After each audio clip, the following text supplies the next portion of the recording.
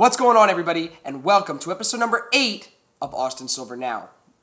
So we're talking about credit today. It's something that a lot of people think they know a lot about, but they don't.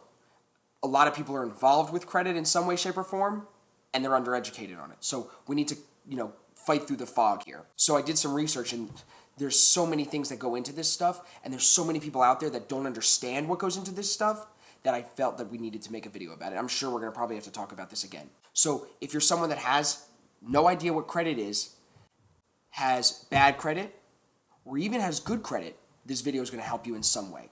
So let's just talk about your FICO credit score, because everyone's heard that term from the commercial where the girl talks to her sister on the headset and it's like they don't realize it yet. So your FICO credit score is a number that the Fair Isaac Corporation, that's what FICO stands for, the Fair Isaac Corporation calculates using different mathematical equations to produce a number that is reflective of your credit worthiness, your credit level. So why is it important?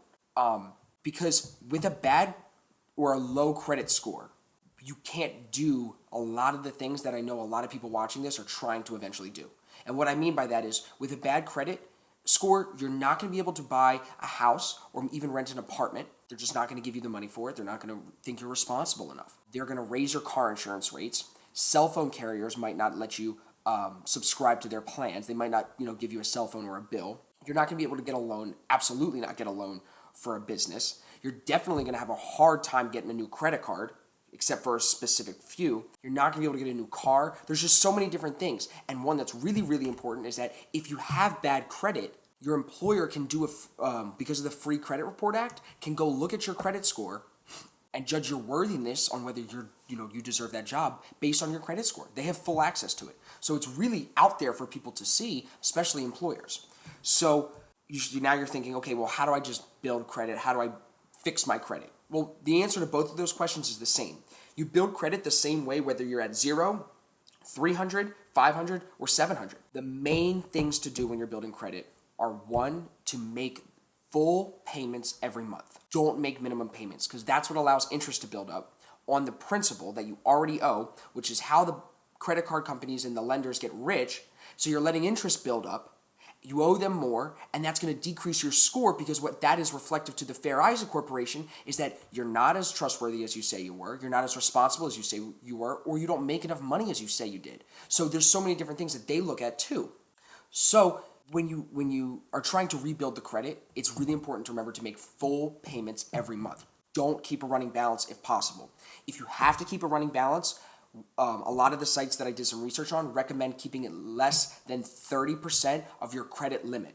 So if your credit limit is $1,000, they say keep it less than $300 running balance every month. That's kind of a good rule, but my opinion is no running balance is the best situation. You've heard me say that before because it's so true. So another way to build credit, especially if you have really bad credit where they won't give you a credit card at all, or if you're just starting out to build credit, is to get a secured card. So you can go to the bank like TD Bank or whoever you want to bank with and ask for a secured credit card. And what you do is you give them, let's just say $500. They put it in an account that kind of is a lien on you. And what it means is, here's $500, bank, I want a secured card. Okay, here's your secured card, Austin. Since you gave us $500, your limit on that card is $500. They do that way you can't ever overspend the money that you've already given them. You've already given them $500, so if you don't make your payments on your bill, they've already gotten their money. They're happy. And the reason that they do this is because they want to give people a chance who don't have good credit or just starting to build credit. They want to give them a chance to prove that they're worthy of a real credit card with high limits and nice rewards. So they give you this kind of like training wheels on a secured credit card to get it started. That's really the best way to build credit, is make those payments, take out the credit card that's right for you, and you can do research on that as well. And the other thing is, you don't want to have a bunch of accounts open at once. You want to try to keep the amount of accounts as minimal as possible, and you also don't want to open and close. You want to open an account and keep it going for as long as possible. So those are really the main ways to build credit, where you can build it from any point in your credit score career, right? But the reason that all this is important is because, like I said earlier, your credit score is a reflection of who you are on to the government and to employers. So that's really important because you're all going to want to buy a car soon. You're going to want to, get a new apartment.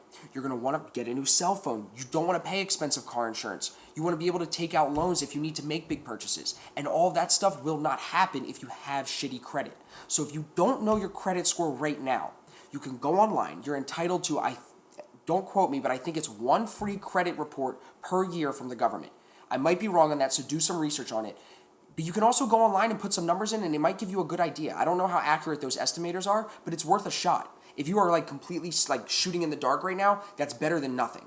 So do some research on this because you should know your credit score. That way you can boost it up and get it moving in the right direction as quickly as possible. So when you do want to buy the car, or you do want to take the spontaneous trip and put a big charge on your credit card, or you need a loan because you want to start a business or go into business with someone, you're not going to have a single issue doing that because your credit will be built up. So remember, your credit score really is a direct resemblance of how you are financially responsible for yourself.